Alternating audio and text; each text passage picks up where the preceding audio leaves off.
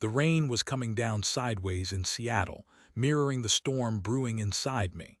I am Quentin, 44, and until a few weeks ago I thought I had it all. A comfortable life, a beautiful home overlooking Puget Sound, and a wife, Isolde, whom I adored. I work as a software engineer for a tech company, a job that keeps me busy but also affords us a decent lifestyle. Isolde, with her fiery red hair and infectious laugh, was an artist, filling our home with vibrant canvases and sculptures. We'd been married for 15 years, and while the initial spark had mellowed into a comfortable glow, I still loved her deeply. Or at least I thought I did. It started subtly. Isolde began spending more time at her studio downtown, claiming she was working on a large commission. Late nights became the norm, and our dinners together dwindled to rushed affairs or takeout eaten in front of the television. I didn't think much of it at first. Artists, I reasoned, were prone to bursts of intense creativity. But then came the phone calls. Whispered conversations in the hallway, always ending abruptly when I entered the room. Excuses about wrong numbers or clients with urgent requests. I tried to ignore it, to chalk it up to stress, but a gnawing feeling began to take root in my gut. One evening, Isolde told me she had to attend an opening at a gallery across town. "It's important, Quentin," she said, her eyes avoiding mine. "A lot of potential buyers will be there." I offered to go with her, but she brushed me off, saying it would be boring for me, that I wouldn't know anyone. I felt a pang of hurt, but I let it go. After she left, I tried to settle in for a quiet night, but I couldn't shake the feeling that something was wrong. I found myself pacing, restless and uneasy. Finally, I decided to surprise her. I knew the gallery she mentioned, a small, trendy space in the Belltown neighborhood. I figured I could pop in, say hello, and then we could grab a late dinner together. The rain was relentless as I drove downtown, the city lights blurring into streaks of color. I parked a few blocks from the gallery and walked the rest of the way, pulling my collar up against the wind. When I arrived, the gallery was buzzing with people, champagne flutes clinking and art critics pontificating. I scanned the crowd, searching for Isolde's distinctive red hair. And then I saw her. She was standing in a corner, laughing, her hand resting on the arm of a man I didn't recognize. He was tall, with dark hair and piercing blue eyes, and he was leaning in close, his lips just inches from her ear. I felt a jolt of anger, a primal possessiveness that I hadn't realized I possessed. I started to walk towards them, ready to interrupt, to demand an explanation. But then I heard their conversation. "We're amazing tonight, Isolde," the man said, his voice low and husky. "Your work is truly breathtaking." Isolde blushed, a girlish giggle escaping her lips. "Thank you, Bastian. That means so much coming from you, Bastian." The name hit me like a punch to the stomach. I had heard Isolde mention him before, a fellow artist she had met at a workshop a few months ago. She had described him as talented, ambitious, and attractive. I had dismissed it as harmless admiration, but now, seeing them together, I knew there was more to it. "I can't wait to see you later," Bastian whispered, his hand sliding down her arm to intertwine with her fingers. "We have so much to celebrate." "Me too," Isolde replied, her voice barely audible. "It's going to be a long night." I stood there, frozen, the blood draining from my face. The world seemed to tilt on its axis, the noise of the gallery fading into a distant hum. I watched as they exchanged a lingering look, a silent promise that spoke volumes. And in that moment I knew. My wife, the woman I had loved and trusted for 15 years, was having an affair. The drive home was a blur.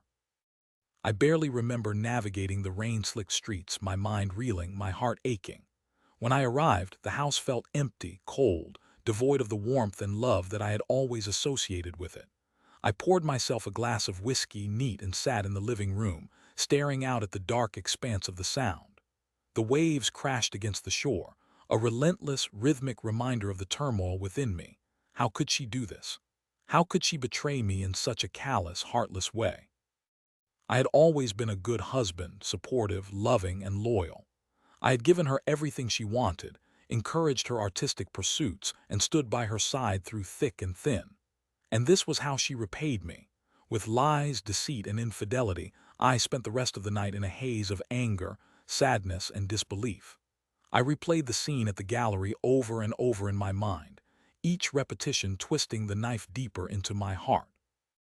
I imagined Isolde and Bastian together, laughing, touching, sharing intimacies that were meant to be mine.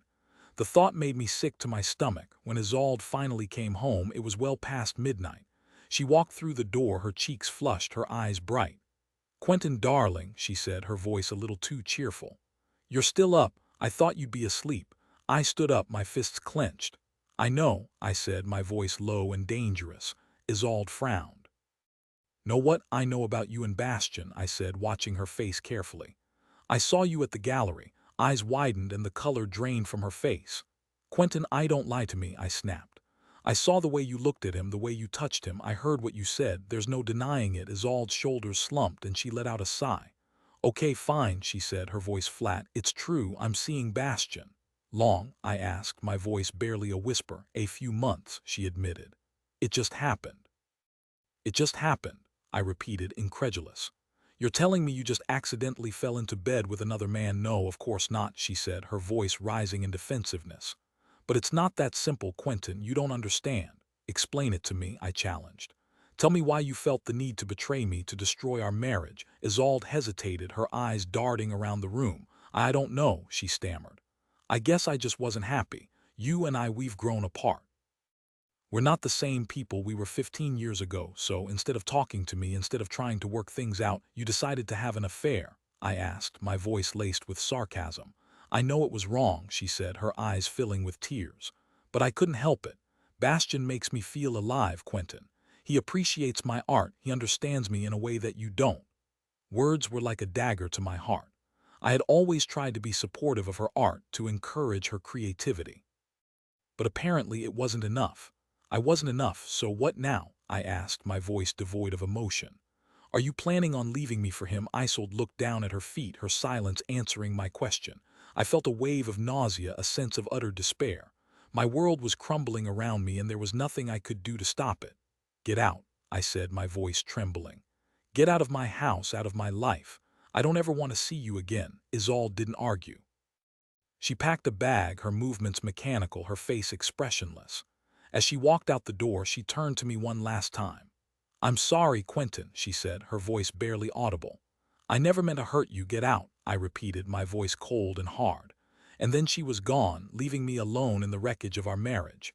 The next few weeks were a blur of lawyers, paperwork, and sleepless nights. The divorce was messy, contentious, and emotionally draining. Isolde wanted everything: the house, the car, half of my savings. She claimed she was entitled to it, that she had sacrificed her career to support me.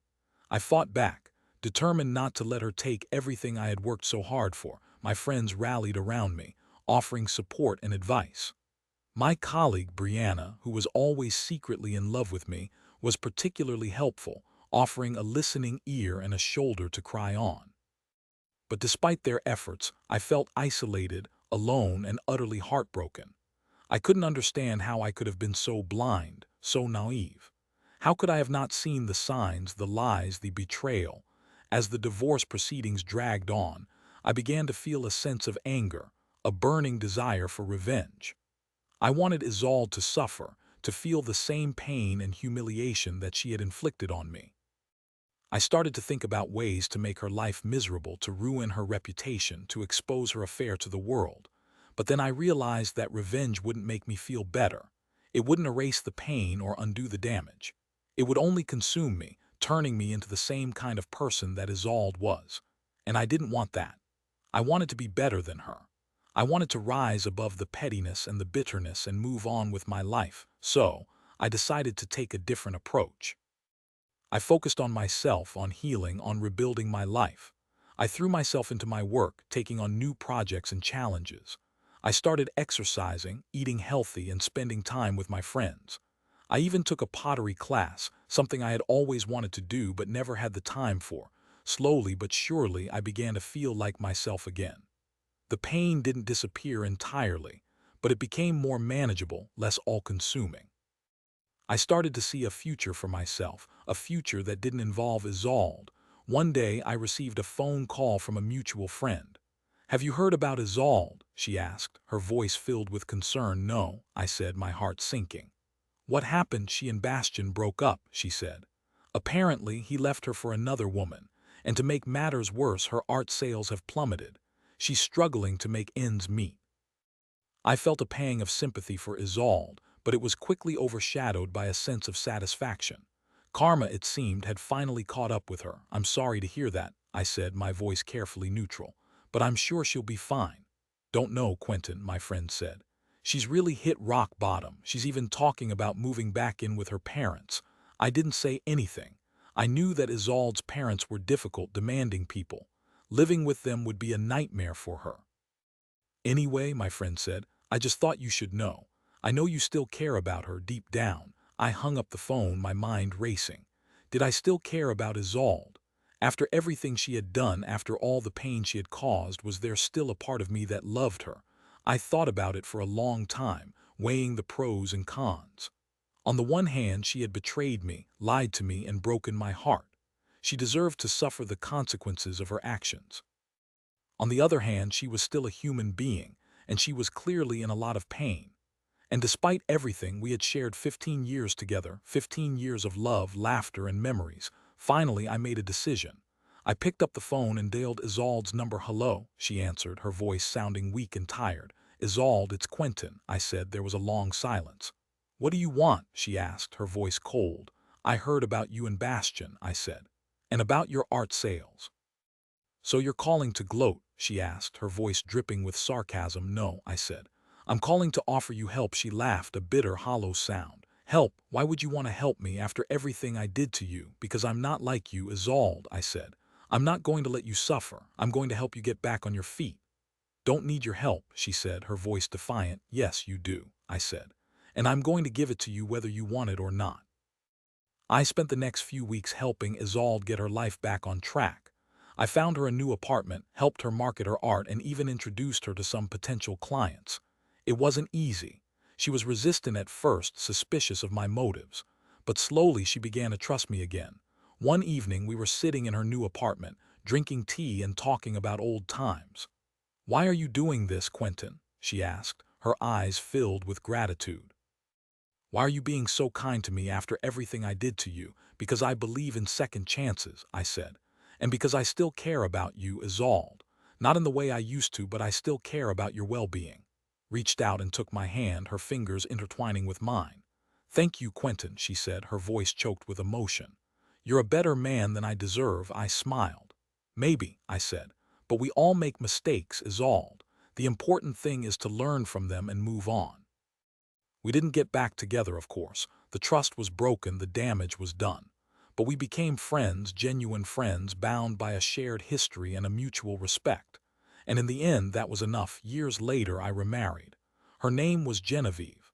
She was everything Isolde wasn't: steady, grounded, and completely devoted to me. And I was happy, truly happy. Isolde eventually found success again, her art gaining recognition and acclaim. She even found love again, marrying a kind, gentle man who appreciated her for who she was. We remained friends, attending each other's weddings, celebrating each other's successes. And every now and then we would talk about the past, about the mistakes we had made and the lessons we had learned. "Never forget what you did for me, Quentin," Isolde would say. "You saved my life." I would smile and say, "We saved each other, Isolde. We saved each other." That's the story of how my wife cheated on me and how I found a way to forgive her and move on with my life. It wasn't easy, but it was worth it. Because in the end, forgiveness is the only way to truly heal. But the story doesn't end there. A few months after my wedding to Genevieve, I received a letter. It was postmarked from France and the return address was unfamiliar. Curious, I opened it. Inside was a single sheet of paper, handwritten in elegant script. "Quentin," it read.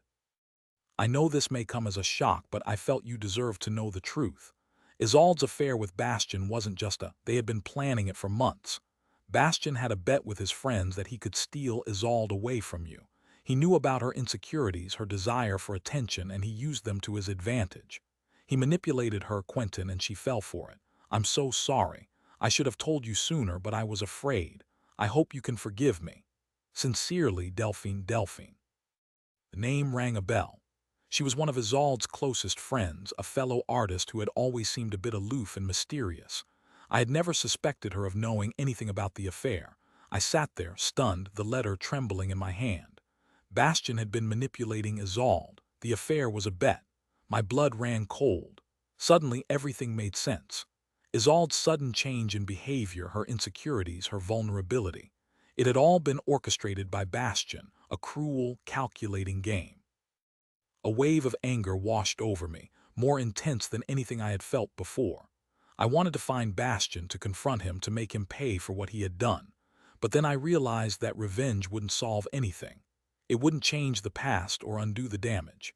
It would only consume me, turning me into the same kind of person that Bastian was. So I decided to do something different. I decided to tell Isolde the truth. I called her and asked her to meet me for coffee. When she arrived, she looked nervous, apprehensive.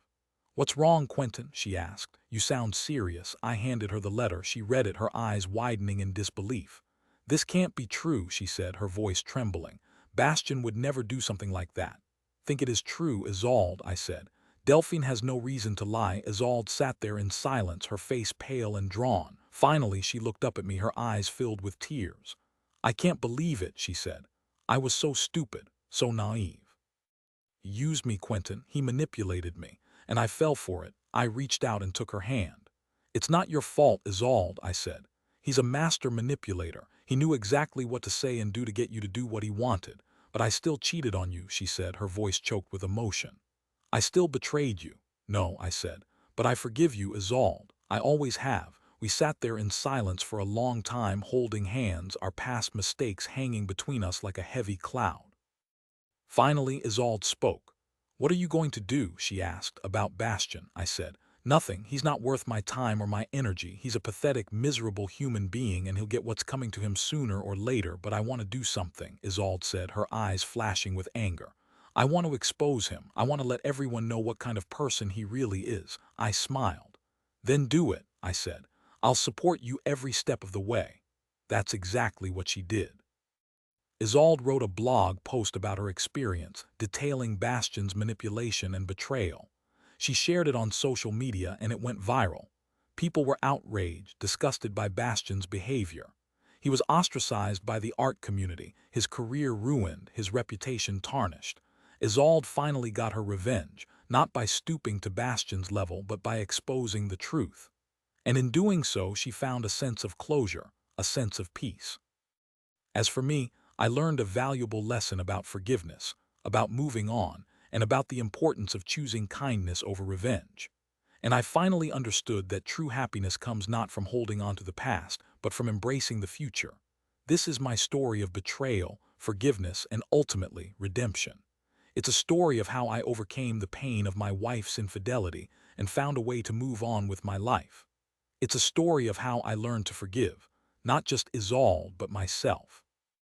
And it's a story of how I discovered that true strength lies not in revenge, but in compassion and understanding. Now, I'm happily married to Genevieve, and Isolde is a dear friend. We've both moved on from the past, and we're both living fulfilling, meaningful lives. And that, my friends, is the best revenge of all.